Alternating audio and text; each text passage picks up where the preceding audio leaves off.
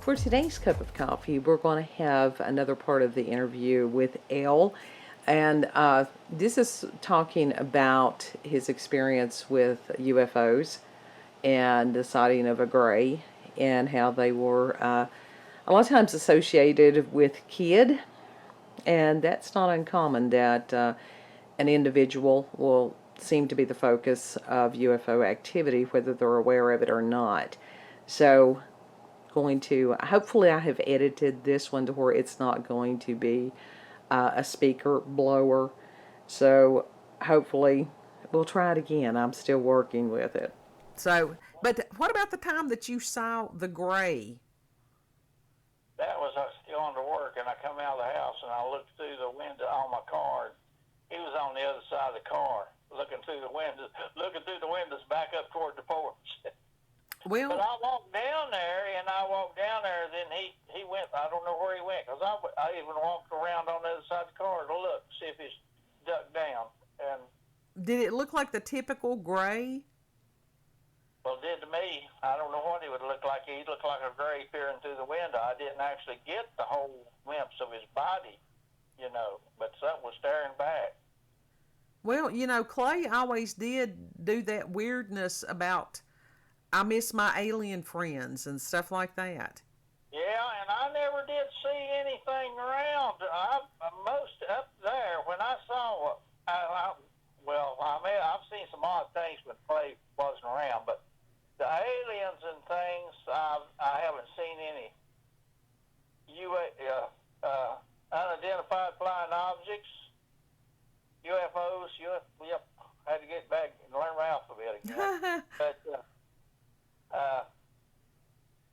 I've just seen most of those things when Clay was around. I seen the thing flying that turned a right angle and shot off and then disappeared in the sky. And Clay said he'd like to be up there with his alien friends when he was in that swing. And different things. The most amazing thing was he was with me down there at now I'm not talking about Tri-City Airport. I'm talking about the little airport, Johnson City Airport, where they have the light planes and stuff. Right.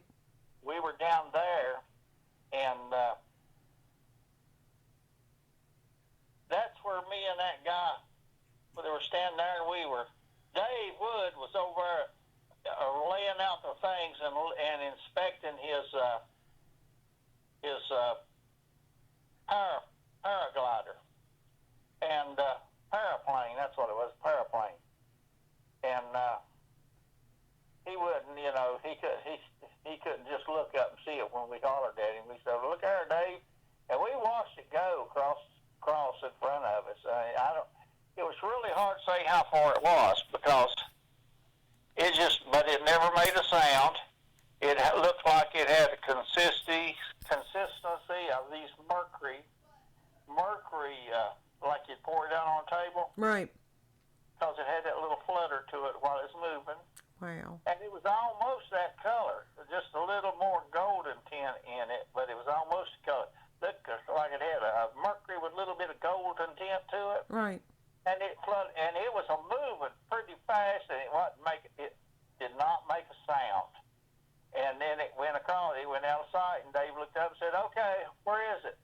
It's too late now. The world don't wait on you. You missed it." And he said, "Well, I had to recheck this thing. I had to check this thing." I said, "Well, you could have stopped and started it back again." But Clay was right there. Now, I don't think he saw it, but he was with us down Right. there. He was with me down there. And that was the first time I ever saw that particular kind. I've seen a lot of different things, so I didn't know what it was, and I can't bring anything up. But I've seen different kinds of things when I thought things were there, and it turned out that they probably weren't there and all that. Well, I don't know about that. Now, I have always, I have had people over the years, especially when Clay was younger, that they would sit there and they would go, "There's something special about him." Well, I've always felt like there was something special about him, but that's because it's my son, But he is a special child. But but that thing down there, it was a little unusual, and So it didn't have any kind of defined shape or anything like that? Well, it was more long than it was. It was not like it was coming apart, and it wasn't like something wobbling all over the place like a ball of Jello. It was holding together, but it had kind of a look. It was writing like it was one thing, but it had kind of a liquid look to it. Okay, so it wasn't like the cigar-shaped ones or anything like that. It was almost like it was changing form as it moved. No, it didn't change form. It just had that. It was like it had a liquidy outside skin to it. Huh. May have been what they refer to. I don't know if it's what they refer to as rods, because I've seen pictures of those rods, and it did not look like a rod. Let's put it that way. I've seen some pictures of those right. rods, and they were more like looking. The ones I saw, they didn't look like this. Now, the rods that I have seen, and they sort of undulate. They've got, it almost looks like a corkscrew type thing going through the air. Now, this thing wasn't undulating like a caterpillar, and it wasn't twisting at all. And it just was moving. It was moving fast. And the guy that I was with, he looked at that thing, and he said, "Look at that." And then when it disappeared, he turned around and looked at me, and he said, "Now that was a true unidentified flying object, wasn't it?" I said, "Well, I couldn't identify it, so I guess it was." I said, "I know. That's what I would call it, you know." Yeah. Was there anybody else other than just you two? No other reports? Me and him were the only two that saw it, but I'm not sure about that. There were some women there, and I don't know if they saw it or not. They were right there ahead of us, but I don't know which direction they were looking. Wow. And once again, I very much appreciate Al's contribution and his time to share these things with me. There's still quite a few. Like I said, I spoke with him for about an hour and a half, and he's had a lot of stuff as, paranormal, supernatural, since he was a kid. That seems to happen to a lot of us, that it starts in childhood. So we'll put those in there in the rotation.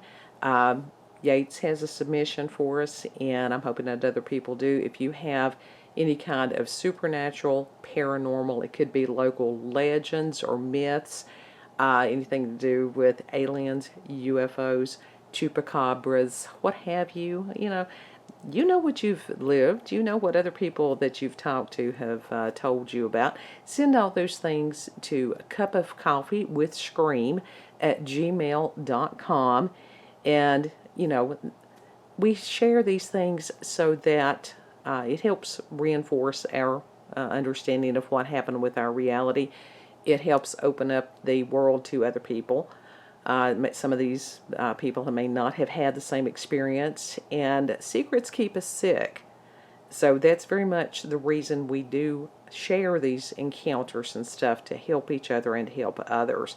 Also, if you don't want a video made about your story, if you just need someone to listen to you, go ahead. Again, that email is cupofcoffeewithscream at gmail.com. And you all have a beautiful, blessed day.